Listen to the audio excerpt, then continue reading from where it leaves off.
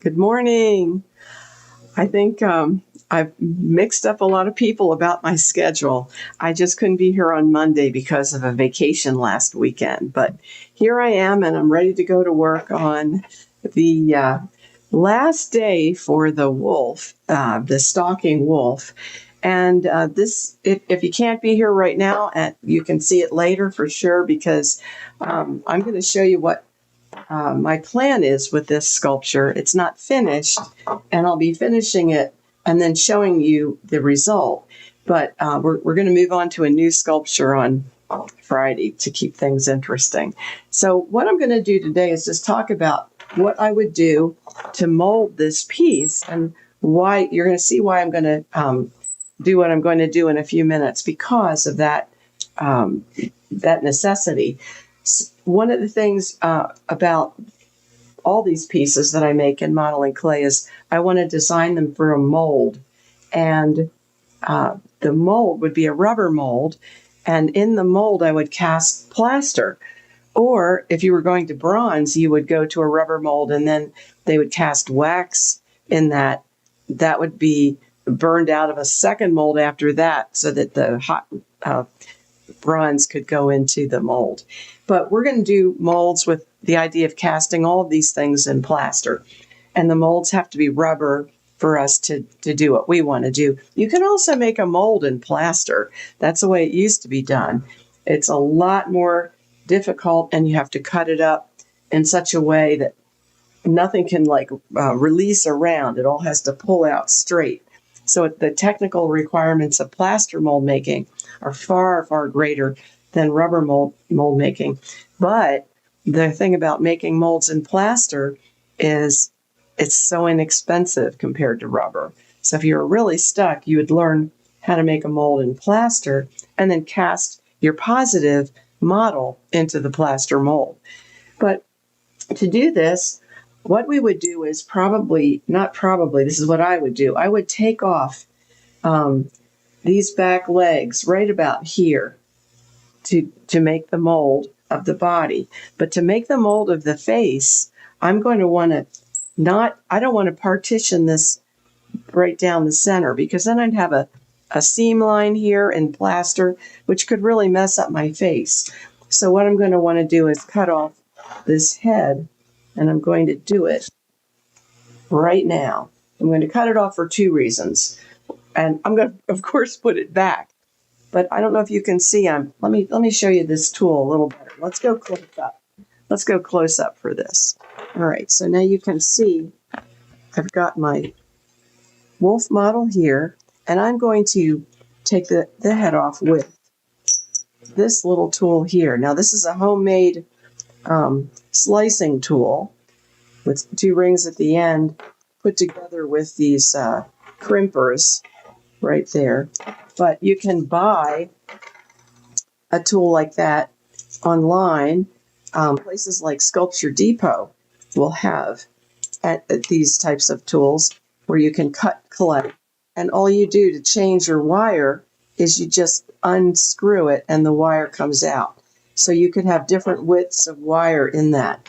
The problem is the wire does wear out and crimp and cause the wire to break over time. But right now I'm just gonna position this over the head where I had determined I want to cut it. And I'm going to try to be careful. In fact, I'm going to bring it down so that it doesn't have a hard fall when it comes down.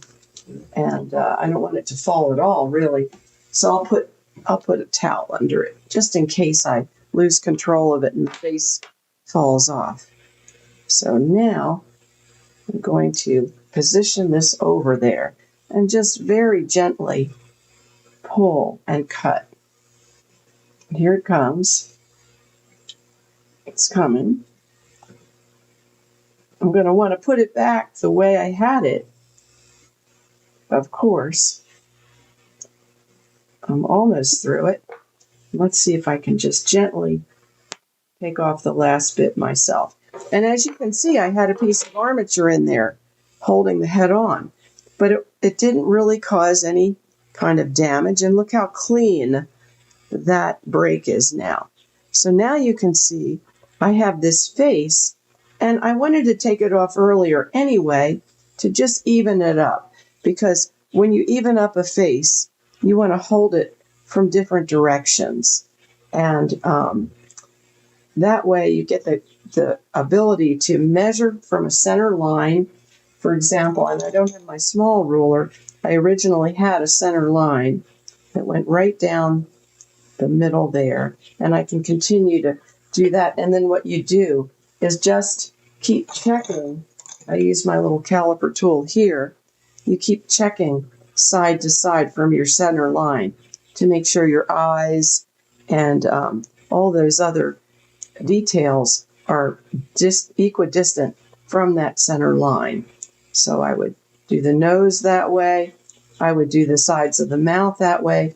And then you can create other marks that help keep you on track. But I want this to be highly detailed. So, and I can see a problem there. Now this time I won't take clay from this sculpture because I want to keep that, this place where I took it off very flat and fitting to the piece here. So I don't want to distort how I had that unless I wanted to make a change. But I can see, for example, right here, right now, I want to fill in just a little bit.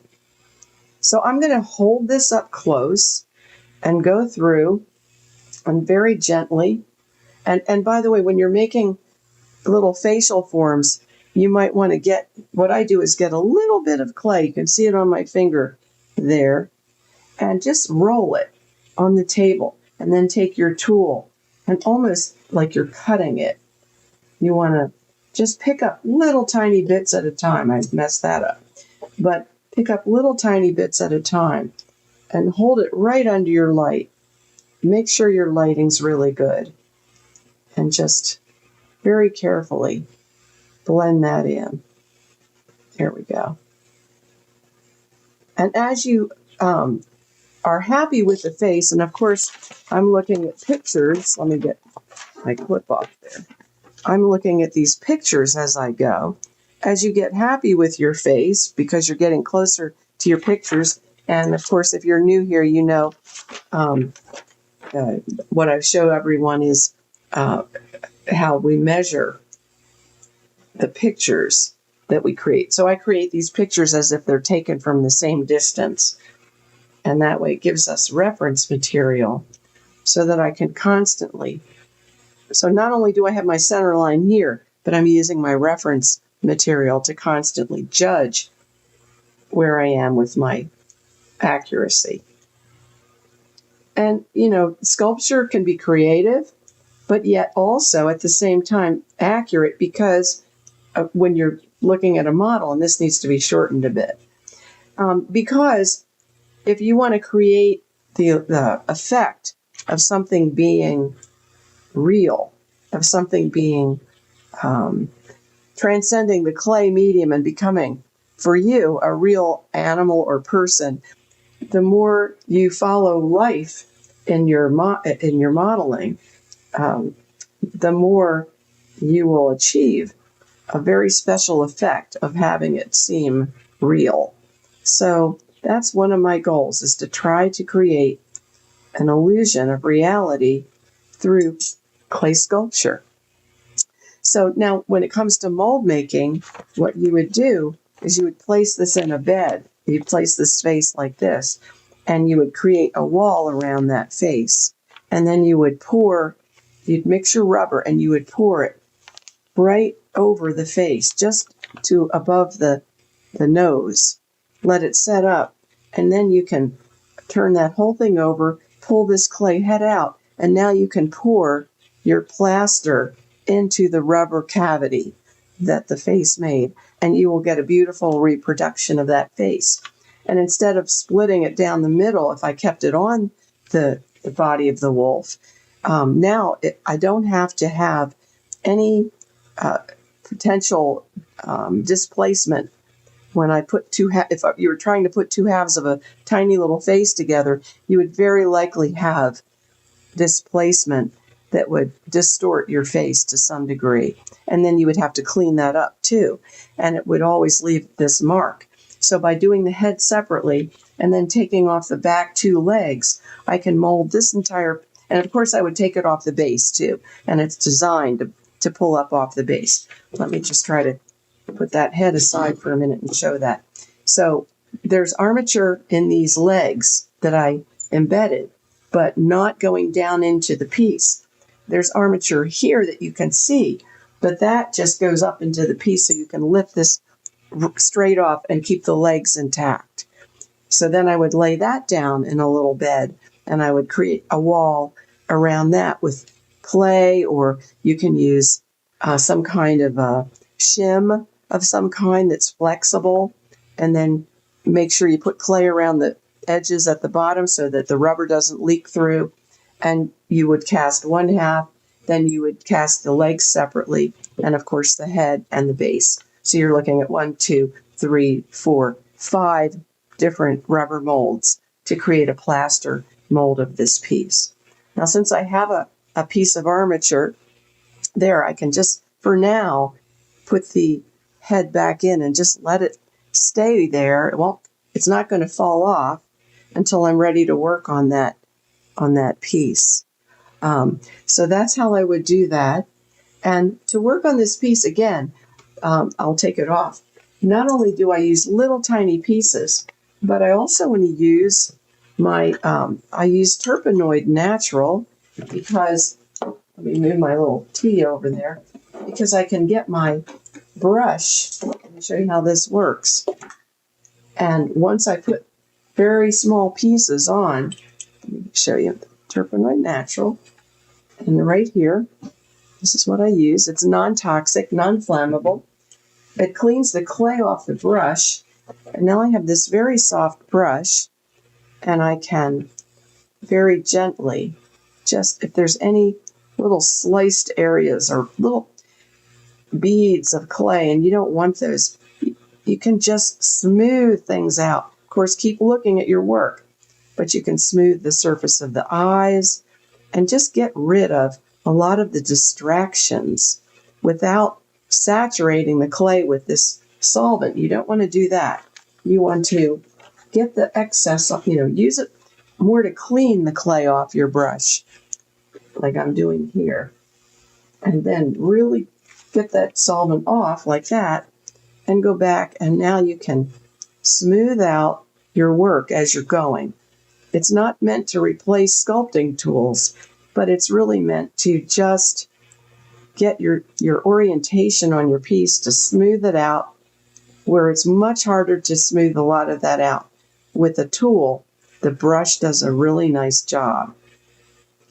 So already this eye is just the eyeball, creates a nice shape that is very, very hard at this size to get with a tool. So I wanted to be able to demonstrate all these different things today. And this coming Friday, we'll have a new piece we'll be starting.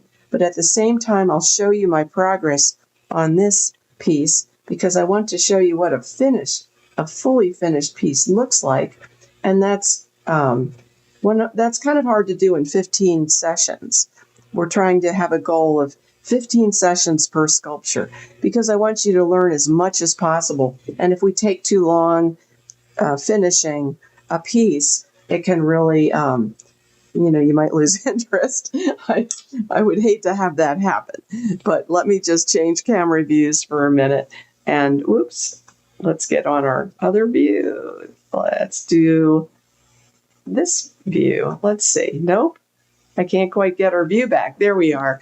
So Cindy, hello, good morning.